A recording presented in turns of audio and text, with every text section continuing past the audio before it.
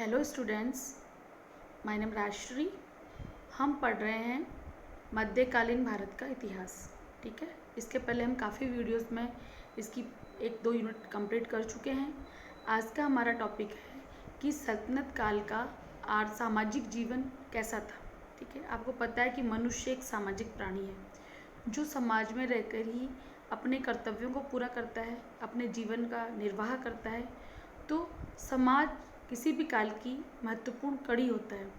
उस समाज में व्यक्ति विशेष की क्या स्थिति थी, वो किस प्रकार रहता था, समाज में किस प्रकार के वर्ग थे, उनका खान पान क्या था, उनकी वेशभूषा क्या थी, जाति प्रथा की क्या स्थिति थी, समाज में स्त्री का स्थान कैसा था, इन सब के बारे में हम समाज में अध्ययन करेंगे। चूँकि हमारा टॉपिक है सल्तनत कालीन समाज, तो आपको पता है कि जब प्राचीन कालीन भारत में हम हिंदू समाज की बात करते हैं, लेकिन सल्तनत काल में जब तुर्कों का आक्रमण हुआ, उसके बाद भारत में एक नए समाज, एक नया वर्ग पैदा हुआ। वो था मुस्लिम समाज। इसके पहले भी भारत में अनेक जातियाँ आईं, अनेक जो गैर हिंदू थे उन्होंने भारत पर आक्रमण किया, लेकिन वो कहीं न कहीं भारतीय जो धर्म था उसमें उनको आत्मसात कर लिया गया। लेकिन मुस्लिम के रूप में एक नई जाति भारत में आई, एक नया धर्म भारत में आया, जिसका जो उसकी धार्मिक नीतियाँ, उसके खान पान, उसकी वेशभूषा, उसकी नीतियाँ, उसकी धारणाएं सब हिंदू समाज से अलग थी और वो काफ़ी हद तक अलग ही रही। यद्यपि अनेक शासक ऐसे हुए जिन्होंने इनमें समन्वय करने की कोशिश की।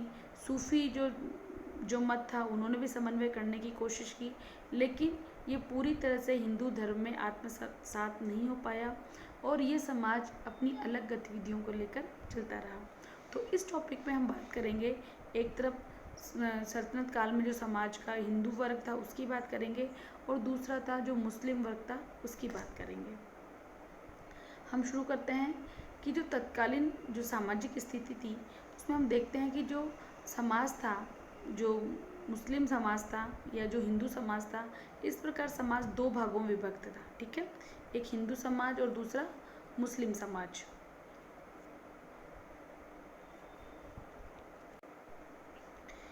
जो मुस्लिम समाज था उसमें अनेक वर्ग विद्यमान थे, जैसे सुल्तान और उसका दरबार, अमीर वर्ग, उलेमा वर्ग, गुलाम और सामान्य मुसलमान। ये सब किस में आते थे? ये सब आपके आते थे मुस्लिम समाज में। ठीक है, जो अमीर वर्ग था, आप सबसे पहले बात करेंगे हम सुल्तान की और अमीर वर्ग की। जो सुल्तान था समाज का आदर्श माना जाता था। सुल्तान जो लोग थे उनका जीवन बहुत ही भोग विलासी था। ठीक है, उनका हरम होता था, उनमें उनकी अनेक जो स्त्रियां होती थी। उनका जो दरबार था उसमें धर्माचार्यों के, उलेमाओं के जमघट लगे होते थे, उनमें अनेक उत्सवों का आयोजन होता रहता था, अनेक जो दरबारी विद्वान थे वो वहाँ रहते थे। तो इस प्रकार जो सुल्तान थी उसकी जो ज़िंदगी थी वो बहुत ही शानो शौकत और ठाट बाट वाली थी। ठीक है, उसका जो एक सुंदर दरबार का आयोजन किया जाता था, वहाँ सिर्फ सुल्तान बैठ सकता था, जो बाकी अमीर लोग थे वो खड़े रहते थे। तो ये सब देखें कि हम जो उसका जो जीवन था वो बहुत क्या था, विलासमयी था। दरबार में जो था शिष्टाचार का अत्यधिक पालन किया जाता था। ठीक है, हर चीज़ के अदब कायदे बने हुए थे, कौन किस क्रम में बैठेगा, किस क्रम में उठेगा, कौन कौन सुल्तान से बात कर सकता है, कौन बात नहीं कर सकता है, एक सुल्तान को जब दरबार में रहे तो उसको किन नियमों का पालन करना चाहिए, इन सब के जो शाही नियम बने हुए थे। ठीक है, आम दरबार रोज लगता था। इसके अलावा ईद के अवसर पर भी दरबार का आयोजन किया जाता था। उसमें सुल्तान का हाथी पर जुलूस निकाला जाता था। जो अगला जो इसमें पॉइंट आता है वो है आपका अमीर वर्ग। जो अमीर वर्ग था उसको समाज में सम्मानजनक स्थान प्राप्त था। अमीरों को में भी अनेक वर्ग बने हुए थे। जैसे अमीर वर्ग में सबसे ऊपर होता था खान, सेकंड वाला होता था मलिक और उसके नीचे होते थे अमीर। ठीक है, जो अमीर का जो शब्द है वो किसके लिए प्रयोग किया गया है? ये जो जितने भी सैनिक और असैनिक पदाधिकारी होते थे, अर्थात सल्तनत काल में जो भी पदाधिकारी होते थे उच्च पदों पे या निम्न पदों पे, उनको अमीर कहा जाता था। और इस उच्च पदों में भी जो सबसे ऊंचे पद पे होते थे उन्हें खान कहा जाता था, उसके नीचे वालों को मलिक कहा जाता था और सबसे नीचे वालों को आपका अमीर वर्ग कहा जाता था। इस वर्ग में विभिन्न जातियों के लोग रहते थे, जैसे तुर्क, अफगान आदि इसमें रहते थे। ठीक है, इसके बाद आपका आता है कि जो अमीर के बाद जो उलेमा वर्ग था, तो उलेमा वर्ग में भी जो जो धर्माचार्य लोग थे, जो धार्मिक पदों पर नियुक्त थे या जो न्याय संबंधी लोग थे, वो उलेमा वर्ग के अंतर्गत आते थे। इनका भी समाज में एक सम्मानजनक स्थान था। इसके बाद आपका आता है गुलाम। आपको पता है कि जो गुलाम की जो प्रथा थी वो आपके सल्तनत काल में महत्वपूर्ण रूप से प्रचलित थी। गुलाम कौन होते हैं? जिनको मनुष्य को खरीद करके अपना गुलाम बना के रखा जाता है। आपको पता है कि सल्तनत काल का जो पहला वंश था वो तो गुलाम वंश या दास वंश के नाम से ही प्रसिद्ध है। मैं आपको पहले भी बता चुकी हूँ। उसके अंदर आपके जैसे ये इल्तुतमिश, कुतुबुद्दीन ऐबक, बलबन, ये सारे क्या है, ये खुद स्वयं एक गुलाम थे, बाद में चल के वो शासक बने। और आपको पता है कि फिरोज शाह तुगलक ने तो गुलामों का एक अलग से विभाग खोल रखा था। फिर आपका आता है सामान्य मुसलमान। इसी वर्ग में जो सामान्य मुस्लिम वर्ग के लोग भी थे, जो पहले हिंदू थे और बाद में विभिन्न कारणों से क्या किया, उन्होंने इस्लाम स्वीकार कर लिया था। कुछ मुसलमान लोग बाहर से भी आए थे। ये लोग इस वर्ग में अंतर्गत आते थे। अगला जो आपका आता है वो है आपका हिंदू समाज। ठीक है, सल्तनत कालीन जो भारत था उसमें समाज के मैंने आपको पहले बताया 2 वर्ग थे, एक हिंदू समाज, एक मुस्लिम समाज। जो हिंदू समाज था, तो सल्तनत काल में जो भारत की जनसंख्या थी उसमें हिंदुओं का लगभग कितना 95% उस समय हिंदू थे।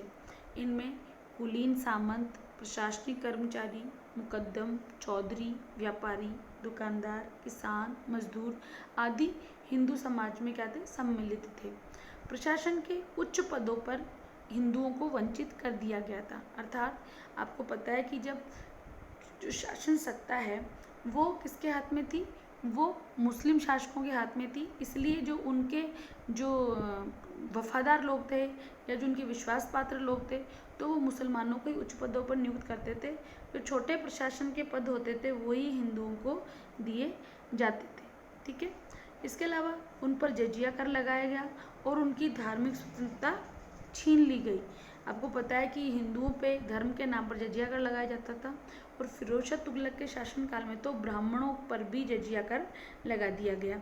तो इस प्रकार हम देखते हैं कि जो हिंदुओं की जो धार्मिक स्वतंत्रता थी या उनको एक द्वितीय श्रेणी का नागरिक बनाकर उस क्षेत्र में रख दिया गया था।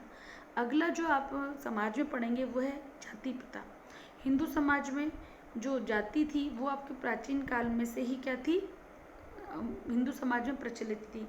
निकोली कॉन्टी था जो विदेशी यात्रा इस काल में यात्री आया था, उसने 84 समूह का उल्लेख किया है कि उस काल में 84 प्रकार के जो विभिन्न वर्ग के लोग यहाँ रहते थे। आपको पता है हिंदू समाज में ब्राह्मण का उच्च स्थान था, ब्राह्मणों के निम्न, क्षत्रिय, फिर उसके बाद वैश्य और फिर शूद्र आते थे। इसके अलावा अछूत लोग भी थे जो समाज के बाहर जिनकी स्थिति थी, जिनको गाँव के बाहर रखा जाता था।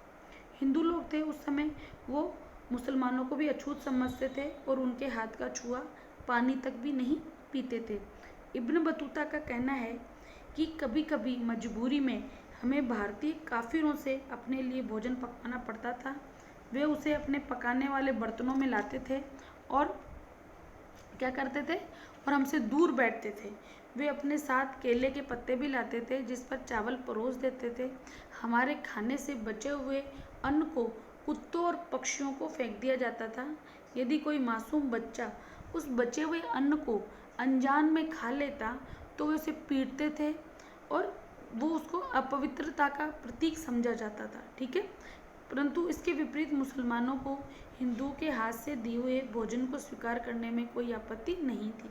तो इब्न बतूता थे कि इस विवरण से स्पष्ट होता है कि हिंदू समाज में उस समय छूत अछूत की भावना बहुत अधिक मात्रा में विद्यमान थी और लोग जाति नियमों के बंधन में बंधे हुए थे। उनके विवाह संबंधी नियम, उनके भोजन संबंधी नियम, किसके घर आना जाना है, ये सब जाति के अनुसार क्या होते थे, डिसाइड होते थे। अगला जो आपका आता है वो है संयुक्त परिवार प्रथा। हिंदू समाज में जो था संयुक्त परिवार प्रणाली प्रचलित थी। संयुक्त परिवार क्या होता है, संयुक्त परिवार जिसमें 2-3 पीढ़ियों के लोग एक साथ रहते हों, जैसे दादा दादी, चाचा चाची, चाचा ताऊ, मम्मी पापा, बच्चे आदि इस प्रकार संयुक्त रूप से रहते हैं और उनका खाना भी एक साथ बनता है और उनकी जो संपत्ति होती है वो भी संयुक्त होती है, उसको बोलते हैं संयुक्त परिवार प्रथा। तो ये संयुक्त परिवार प्रथा हिंदुओं में भी प्रचलित थी और मुसलमानों में भी प्रचलित थी, परंतु मुसलमानों के कुछ नियम हिंदुओं से अलग थे, जैसे उनके उत्तराधिकार के नियम, तलाक के नियम आदि हिंदू समाज से पृथक थे। ठीक है, लेकिन बाकी सभी बातें दोनों में मिलती जुलती थी। उसके बाद अगला जो पॉइंट आता है वो आपका आता है स्त्रियों की स्थिति। आपको पता है समाज में दोनों वर्ग ही विद्यमान होते हैं, स्त्री और पुरुष, और दोनों के सम्मिलन से या संयुक्त व्यवस्था से ही परिवार चलता है या समाज चलता है या ये दुनिया चलती है। तो हम देखते हैं कि उस काल में जो स्त्रियों की स्थिति थी वो काफ़ी अच्छी नहीं थी। समाज में स्त्री का स्थान पुरुष से नीचे समझा जाता था। जीवन के प्रत्येक चरण में वो किस पर निर्भर रहती थी, वो पुरुष पर निर्भर रहती थी, क्योंकि उसका जो प्रमुख कार्य जो माना जाता था वो क्या था कि आपका काम सिर्फ बच्चों का पालन करना है और घर के खाना पकाने संबंधी कार्य करने हैं। इसके अलावा जो स्त्रियों की स्वतंत्रता थी वो बहुत ही कम मात्रा में थी। पारसियों में अपेक्षाकृत अधिक स्वतंत्रता थी। जो पारसी लोग थे वो स्त्रियों को कुछ मात्रा में स्वतंत्रता देते थे। इब्न बतूता ने भी पारसी स्त्रियों की बड़ी प्रशंसा की है। ठीक है, लेकिन स्त्रियों को पुरुषों से हमेशा कम अवसर मिलते थे। इसके बावजूद भी हमें अपवाद रूप में कुछ उदाहरण मिलते हैं, जैसे रजिया सुल्तान, पद्मावती, मीराबाई आदि उस काल में उच्च कोटि की स्त्रियां थीं जिन्होंने उस काल के समाज में, राजनीति में महत्वपूर्ण भूमिका अदा की है। अगला जो आपका आता है वो है पर्दा प्रथा। पर्दा प्रथा आप सब जानते हैं। पर्दा प्रथा होती है मतलब घूंघट निकालना, अपने मुंह को किसी कपड़े से ढकना। तो पर्दा प्रथा थी इसके विद्वानों में अनेक मतभेद हैं। कुछ विद्वानों का मानना है कि भारत में पर्दा प्रथा नहीं थी, मुस्लिम आक्रमणकारियों के आने के बाद ही प्रथा शुरू हुई। कुछ इतिहासकारों का मानना है कि प्राचीन भारत में पर्दा प्रथा थी, लेकिन वो कुछ मात्रा तक सीमित थी, लेकिन मुगलों के या फिर सल्तनत तुर्कों के आने के बाद इसमें और अधिक मात्रा में वृद्धि हुई, क्योंकि जो मुस्लिम जो समाज था वो तो शासक वर्ग था, तो वो अपनी स्त्रियों को एक उचित एक दायरा रखने के लिए उन्होंने घूंघट की प्रथा को जोड़ दिया। उसी प्रकार जो हिंदू समाज था उसने इन मुस्लिम आक्रमणकारियों से अपनी स्त्रियों को बचाने के लिए घूंघट प्रथा पर जोर दिया। पहले ये प्रथा सिर्फ उच्च वर्गों में फैली थी, किसान और श्रमिकों की स्त्रियां पर्दा नहीं करती थी, लेकिन धीरे धीरे ये भी स्त्रियां पर्दा करने लगी, क्योंकि जो समाज में जो पर्दा था वो सम्मान का पैमाना माना गया। जो जितना अधिक सम्मानित होगा वहाँ पर्दा का प्रथा उतनी ही ज़्यादा होगी। जो मुस्लिम स्त्रियाँ थी वो बुर्का ओढ़ती थी। ठीक है, और जो फिरोज शाह तुगलक ने तो यहाँ तक फरमान जारी कर दिया था कि मुस्लिम स्त्रियों को दिल्ली के बाहर जो भी मकबरे हैं वहाँ नहीं जाने दिया जाए। इस प्रकार हम देखते हैं कि स्त्रियों को पर्दा प्रथा के आवरण में एक घर की एक चार दीवारी के अंदर कैद कर दिया गया। अगला जो आपका आता है वो है विवाह, कि विवाह के क्या संस्कार थे या विवाह की आयु क्या थी। तो हम देखते हैं कि मध्यकाल में अल्प आयु में ही विवाह हो जाते थे, चाहे वो हिंदू समाज हो चाहे वो मुस्लिम समाज हो। इसके अलावा जो हिंदू और मुस्लिम दोनों में बहु विवाह प्रथा प्रचलित थी। जो धनी लोग थे, जो संपन्न वर्ग के लोग थे या जो राजा वर्ग थे, अमीर वर्ग थे, वो एक से अधिक विवाह करते थे, लेकिन सामान्य जनता एक विवाह ही करती थी। आगे बात हम करेंगे वस्त्र आभूषण की। जो उच्च वर्ग के लोग थे, वो जो मैंने आपको बताया, जो अमीर वर्ग के लोग थे, जो उलेमा वर्ग के लोग थे, वो रेशमी वस्त्र पहनते थे, सिर पर पगड़ी धारण करते थे, उसको कुल्हा कहा जाता था। इसके अलावा मखमल और कमीज ये सब धारण करते थे, जिन पे जरी का वर्क किया हुआ होता था। हिंदू समाज के जो कुलीन वर्ग के लोग थे वो भी ऐसी वेशभूषा धारण करते थे। राजपूत जो लोग थे वो कानों में बाली पहनते थे, ब्राह्मण तिलक लगाते थे। इसके अलावा रेशमी किनारे की धोती पहनते थे, लेकिन वो कमर के ऊपर सिर्फ यज्ञोपवीत के अलावा और कुछ नहीं पहनते थे। स्त्रियां थी वो एक अंगिया या चोली पहनती थी, ऊपर एक चादर ओढ़ती थी जो वर्तमान साड़ी की तरह होती है। इसके अलावा कुछ क्षेत्रों में लहंगा भी पहना जाता था। ठीक है, और सिर को हमेशा रख के रहा जाता था। श्रृंगार के लिए स्त्री और पुरुष दोनों ही श्रृंगार के साधनों का प्रयोग करते थे। काजल, सिंदूर, मेहंदी, ये सब का प्रयोग उनके द्वारा किया जाता था। इसके अलावा शरीर के विभिन्न अंगों में, जैसे आपके सिर पे, गले पे, भुजाओं में, पैरों में विभिन्न प्रकार के आभूषण पहने जाते थे। अबुल फजल ने भी स्त्री के 16 श्रृंगारों का वर्णन किया है। तो तो हम देखते हैं कि जो इस काल में महिलाओं का, हम प्राचीन काल में भी देखते हैं कि वस्त्र आभूषण का शौक रहा है और इस काल में भी वस्त्र आभूषण का शौक रहा था। जो आम जन के लोग थे वो सूती वस्त्र धारण करते थे। अब हम बात करेंगे सती प्रथा की। सती प्रथा क्या होती है? जब पति की मृत्यु हो जाती है तो पति की मृत्यु के उपरांत जो पत्नी होती है तो पति के शव के साथ ही जल जाती है, उसको कहा जाता है सती प्रथा। तो इब्न बतूता ने भी उस काल में सती प्रथा का काफ़ी मात्रा में जिक्र किया है। उनका ये मानना है कि उस काल में जो स्त्री पति के साथ जल के मरती थी उसका समाज में सम्मानपूर्ण स्थान था। लेकिन उसने एक बात ये भी कही है कि किसी को जलने के लिए विवश नहीं किया जाता था। लेकिन जो पुरोहित थे वो उसको अगले 7 जन्मों का आश्वासन देते थे कि जो पति स्त्री अपने सतीत्व का पालन करती है उसको अपने मतलब अगले जन्म में भी उसको उसका पति मिलेगा या उसको बहुत ही सम्मान मिलेगा। इसलिए स्त्रियां इस रास्ते को चुनती थी। लेकिन जो स्त्रियां सती नहीं होती थी, विधवा का जीवन जीती थी, उनका समाज में एक तिरस्कृत स्थान था। उनका समाज, जो उनका जीवन था वो बहुत ही अधिक मात्रा में दुखी होता था। इसलिए स्त्रियां सती हो जाती थी। अगला जो आपका आता है जौहर। जो जौहर था वो मुख्य रूप से आपके जो राजपूतों में ये प्रथा अधिक मात्रा में प्रचलित थी। लेकिन राजपूतों के अलावा भी हमें मध्यकाल में अनेक उदाहरण ऐसे मिले हैं। जौहर क्या होता है? जौहर होता है कि जब राजपूत राज्यों पर आक्रमण किया जाता था और राजपूत राजाओं को ये लगता था कि वो ये युद्ध नहीं जीत पाएंगे तो वो केसरिया वस्त्र धारण करके शत्रु के ऊपर टूट पड़ते थे। और जो उनकी जो रानियां होती थी, जो बाकी राजमहल की महिलाएं होती थी, वो उन आक्रमणकारियों के हाथों में ना पड़ जाएं, उनका सतीत्व उनसे भंग ना हो, इसके पहले ही वो जलती हुई आग में अपने आप को समर्पित कर देती थी। उसको कहा जाता था जौहर। आपको रणथंभौर का जौहर जो राजा हमीर देव के काल में हुआ, इसके अलावा चित्तौड़ का प्रसिद्ध जौहर जो रानी पद्मिनी का हुआ, इन सब का इतिहास में जिक्र हमें मिलता है। तो हम देखते हैं कि उस काल में सती प्रथा, जौहर प्रथा आदि भी प्रचलित थी। इसके बाद हम बात करेंगे ग्राम और नगरों की। जो ग्राम और जो नगर थे वो भी उस काल में, सल्तनत काल में, जो अधिक संख्या में लोग गाँव में रहते थे, पर उस काल में जो बड़े बड़े राज दरबारी लोग थे, जो राजा के थे, वो नगरों में अधिक रहते थे। नगर के चारों ओर एक ऊंची दीवार होती थी। इसके बाद कभी कभी आपका क्वेश्चन आता है कि अमीर खुसरो का विवेचन कीजिए भारतीय समाज के रूप में। तो अमीर खुसरो ने नूह सिपर कविता लिखी थी कुतुबुद्दीन मुबारक शाह के काल में। उस काल में उसने भारत की सामाजिक स्थिति का सुंदर वर्णन किया है। उसने कहा है कि भारत में अनेक प्रांतों में अनेक बोलियां बोली जाती थी। इसके अलावा उसने यहाँ के जो फ्रूट्स हैं उनकी बात की है कि भारत में अनेक प्रकार के केले या फिर जो अनार, अमरूद है वो बहुत ही स्वादिष्ट हैं। यहाँ के वातावरण की चर्चा उसने की है। यहाँ संगीत के बारे में बताया कि संगीत, शतरंज का खेल, ये सब यहाँ बहुत अधिक मात्रा में खेले जाते थे। इसके अलावा उसने कहा है कि यहाँ मनुष्य जादू टोना भी करते थे और ब्राह्मणों के द्वारा अनेक प्रकार के जादू टोना किए जाते थे। मृतक शरीर में जान डालने की कोशिश की जाती थी। आत्मा परमात्मा की बातें लोग करते थे। तो ये सब जो उसने वर्णन किया है। इसके अलावा उसने कहा है कि हिंदू स्त्रियां अपने आप को पुरुष के साथ जला देती थी, अर्थात सती प्रथा का उल्लेख उसने किया है। और उसने ये कहा है कि यहाँ की जो आबो हवा है वो ज़्यादा अच्छी है, सर्दी कम पड़ती है।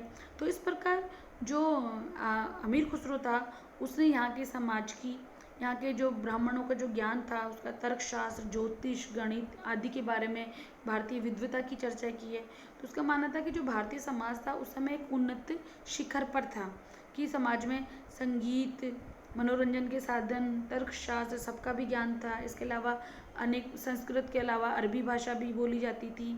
संस्कृत के बारे में उसने बहुत बड़ी बातें की हैं कि संस्कृत यहाँ की महत्वपूर्ण भाषा थी जो केवल उस समय तक ब्राह्मण लोग तक ही सीमित रह गई है। जादू टोने की बात की है। तो इस प्रकार हम इसके वर्णन से उस काल के समाज की एक अच्छी रिपोर्ट प्रस्तुत कर सकते हैं। ठीक है, उसने यहाँ के ब्राह्मण की तुलना अरस्तु से की है। तो हम देखते हैं कि जो अमीर खुसरो का वर्णन है या हम जो बाकी इब्न बतूता का वर्णन है या जो बाकी इतिहासकारों का वर्णन है, उन सबको देखते हैं तो हमें यहाँ के समाज का एक स्पष्ट रूप देखने को मिलता है। तो आपके एग्ज़ाम की दृष्टि से ये महत्वपूर्ण प्रश्न है। ये पूछा जाता है कि सल्तनत काल का सामाजिक जीवन कैसा था, चर्चा कीजिए। या सल्तनत काल की समाज कैसा था, या सल्तनत काल में एक वर्ग हिंदू समाज की स्थिति क्या थी, या सल्तनत काल में मुस्लिम समाज की स्थिति क्या थी। एग्जामिनर किसी भी दृष्टि से इसको पूछ सकता है। शॉर्ट क्वेश्चन में वो पूछ सकता है कि समाज में स्त्रियों का स्थान कैसा था। तो ये सब हम इस टॉपिक में डिस्कस कर चुके हैं। आशा है कि आप इस वीडियो को देखेंगे और इसको पढ़ेंगे। Okay, thank you.